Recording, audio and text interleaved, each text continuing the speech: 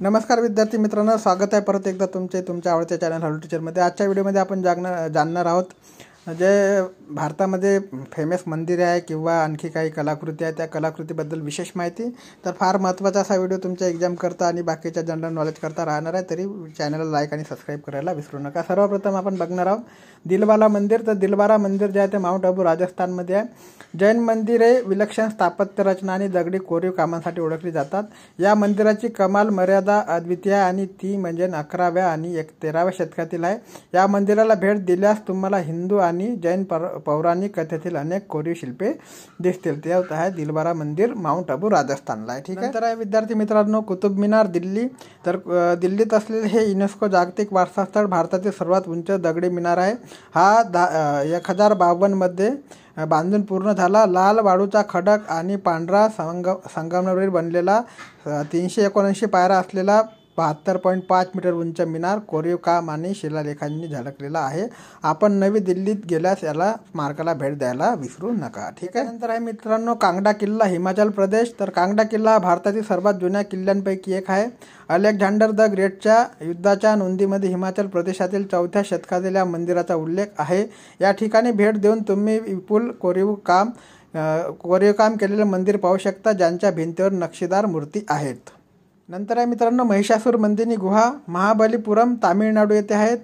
तामिळनाडू राज्यातील महाबलीपुरम म्हणजे त्याला मामल्लापुरम म्हणूनही ओळखले जाते मध्ये अनेक गुहा मंदिरे आहेत जिथे प्राचीन कला पाहायला मिळतात। वरील चित्रात दाखवलेली देवी दुर्गा असून ती 8 हात असलेली दैत्य राजा महिषासूरचा पराभव करताना दाखवलेले हे अप्रतिम कोरीव काम कथेला जिवंत करते। तर मित्रांनो अक्षरधाम। तर अक्षरधाम 2005 मध्ये उघडलेले हे मंदिर गुलाबी वाळूचा खडक आणि इटालियन संगमरवरी कोरलेले आहेत।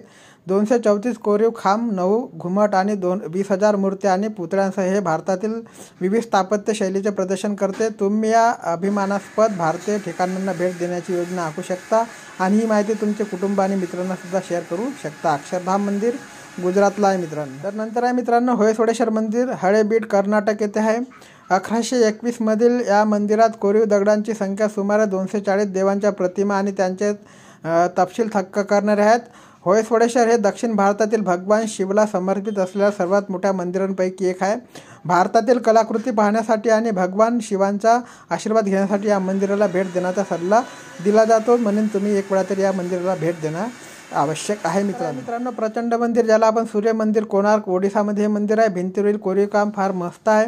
हे मंदिर आहे त्याचे स्थापत्य 13व्या शतकातील आहे। मंदिराच्या सभोवतालच्या कोरीव कामाच्या भव्यतेने रवींद्रनाथ टागोर म्हणाले होते की येथे दगडाची भाषा माणसाच्या भाषेला मागे टाकते, असे रवींद्रनाथ टागोर यांचे म्हणणे होते। जरी सूर्य मंदिर तुम्ही आतापर्यंत बघितले नसेल तर एक वेळा मंदिराला भेट देऊ शकता। मोनोलिथ कोरीव काम तामिळनाडूमध्ये आहे। मोनोलिथ मोठे खडक वरील कोरीव काम 7व्या आणि 9व्या दशकादरम्यान केलेले आहे। हे या ठिकाणाला युनेस्कोच्या जागतिक वारसा स्थळामध्ये वैशिष्ट्य बनवणारे एक कारण आहे। महाबलीपुरम येथील दगड आणि खडकावर या सर्व कोरीव कामांची शतकानुसार पर्यटनांना आकर्षित केले मित्रांनो अजिंठा लेणी महाराष्ट्रामध्ये आहे। युनेस्कोचे जागतिक वारसा स्थळ 2ऱ्या शतकातील खडक गुहा 1819 मध्ये एका शिकार मोहिमेदरम्यान ब्रिटिश अधिकाऱ्यांनी शोधून काढला। शिल्पाव्यतिरिक्त लेण्यांमध्ये भव्य भिंतचित्रे आहेत आणि हे प्रामुख्याने बौद्ध धार्मिक इतिहासाचे चित्रण दाखवणारे आहे। अजिंठा लेणी महाराष्ट्रामध्ये आहे।